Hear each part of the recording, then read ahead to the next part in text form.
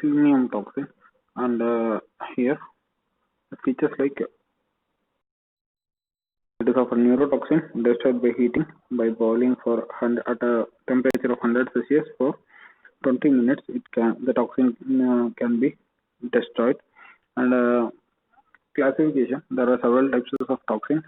A to G are specific, species specific, and toxins like A, B, E, F will cause illnesses in human.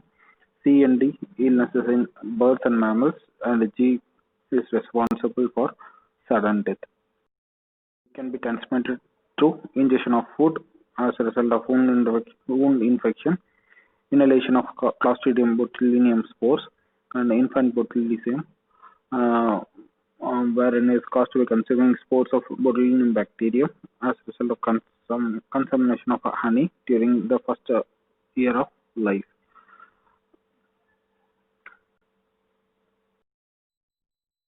Mechanism of action: once the toxin enters the bloodstream from the mucosal surface or from the wound surface, it binds to the peripheral cholinergic nerve endings and the peripheral ganglia, postganglionic and parasympathetic and nerve endings without affecting the central nervous system.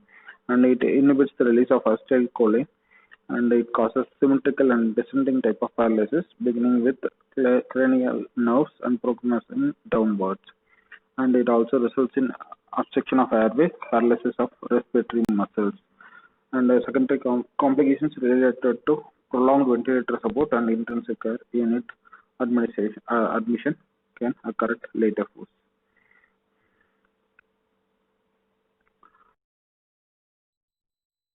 Where an incubation period of 12 to 30 hours, and it is also associated with bulbar paralysis with systemic descending paralysis, lack of fever, clear sensorium. It means that clear senses and mental status of an individual.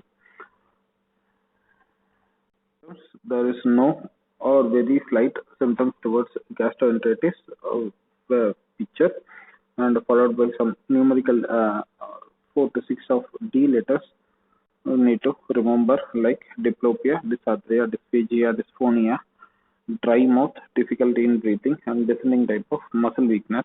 And fever is not a symptom of botulism.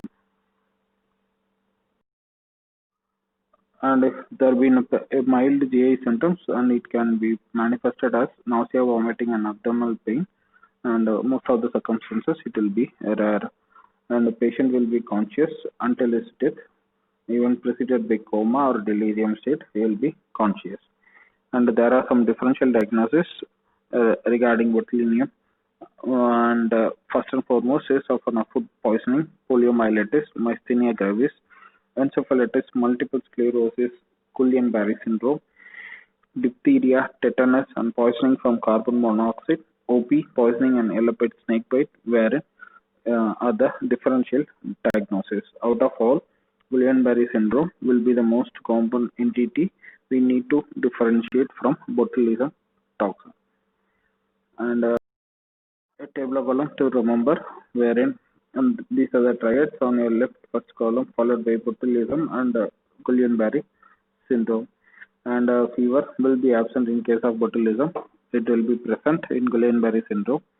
People will be dilated or non-reactive in botulism, but it is almost normal people in Guillain-Barré syndrome. And ophthalmoplegia will be earlier and late in case of GBS. And the paralysis, both of descending type of paralysis, and coming to deep tendon reflexes will be present in case of botulism, and those will be absent in case of Guillain-Barré syndrome. And ataxia and sensory paresthesia will be absent in case of botulism, and both will be present in case of Guillain-Barré syndrome. And regarding CSF protein analysis, normal here and elevated in case of GBS. Another table of column to differentiate infections from intoxications. And the causes here regarding infections, it will be of bacteria, viruses, and parasites. And in case of intoxications, it is as a result of the toxins emitted by those. And mechanism, they invade, multiply within the lining of intestine and other. And here there is no any invention or multiplication.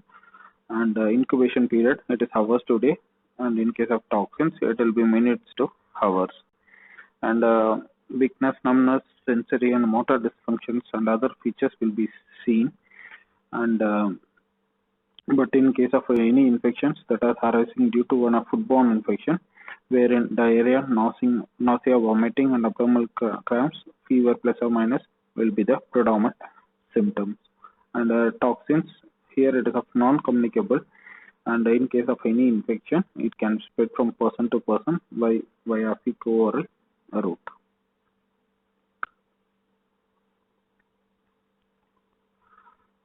Fatality: the fatal dose of a foodborne will be of 0.01 gram, and in case of inhalation borne, it is 2 nanogram per kg of the body weight.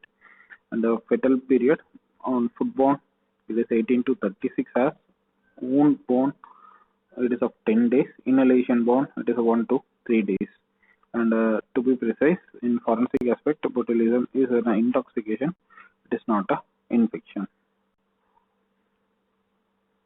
Treatment: airway, breathing, circulation to be taken care, followed by decontamination of the individual. And all ages, irrespective of the age group, they should be hospitalized immediately in ICU care setup. Ventilatory support in case of respiratory failure, and appropriate treatment will be supplementing with the trivalent antitoxin, must be administered IV.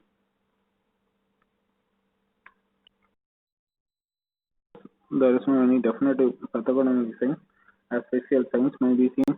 Histopathological findings may be non-specific, and we may conclude with the neurotoxicity syndromes and associated with the illness, and more probably leads to negative autopsy.